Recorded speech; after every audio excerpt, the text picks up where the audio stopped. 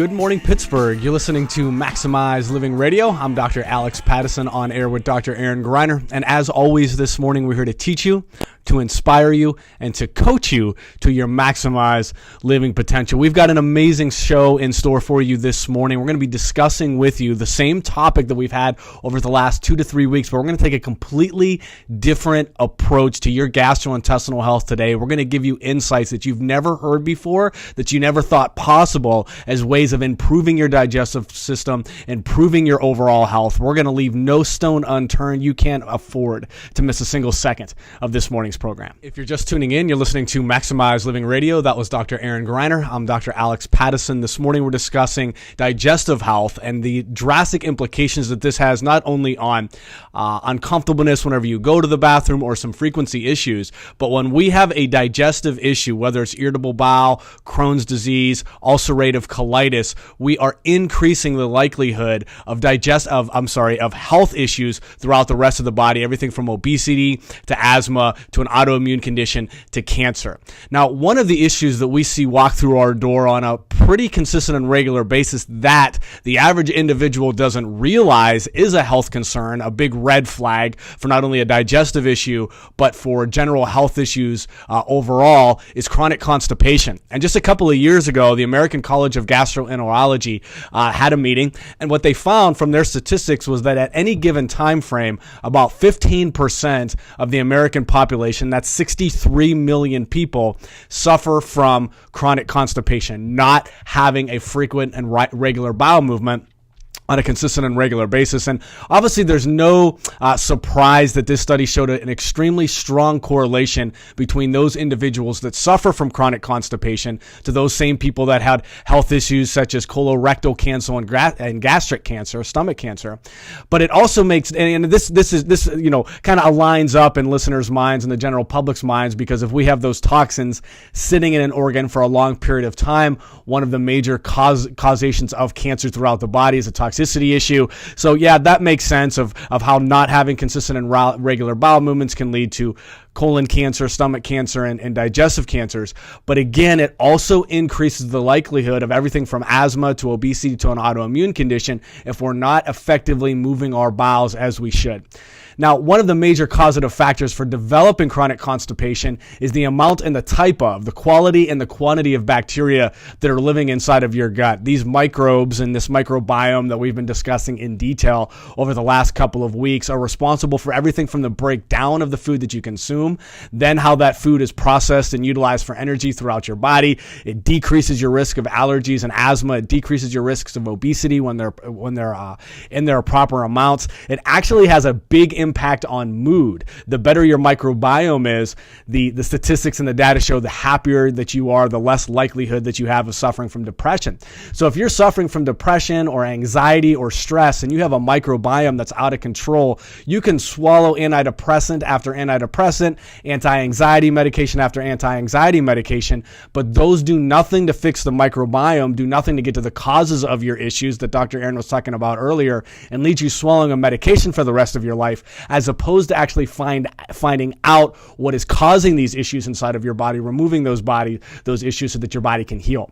Now, some of the most common sources, the most common causes of chronic constipation is no surprise, is overuse of laxatives, which we find, unfortunately, a lot of our practice members who are walking through our door with a digestive issue have. When we're taking that laxative over and over and over again, the bowel is a muscle, we're decreasing its efficacy to contract and to move and to create motility. And this can lead to you literally feeling backed up chronically with constipation, but also an underactive thyroid, somebody that's dealing with a hypothyroid. You take a Synthroid and Armour Thyroid.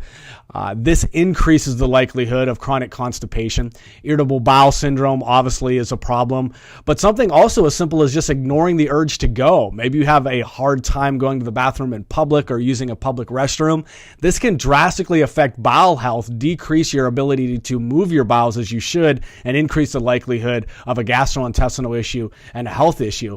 But if we look into this problem even deeper, what we're going to find is that oftentimes the medications that you're taking themselves from something that's been prescribed to you or an over-the-counter medication are some of the most common culprits of a gastrointestinal issue. The main leading drugs or pharmaceuticals that are out there that increase chronic constipation are things like blood pressure meds, antacids, antidepressants are the big three that an individual may be taking. And when we take a look at those medications, we're talking about a vast majority of our population that are taking an antidepressant, an antacid, or a blood pressure medication to combat a health issue that's decreasing their digestive health, and again, putting a whole cog in the wheel, creating a snowball effect of other health issues throughout the body. So when it comes to chronic constipation, when it comes to a digestive issue, oftentimes we're layers deep of helping an individual actually determining the causative factor of their digestive issue, showing them the protocols that they need in order for their body to heal so they can get off of these medications, they can move the bowels that they want, that they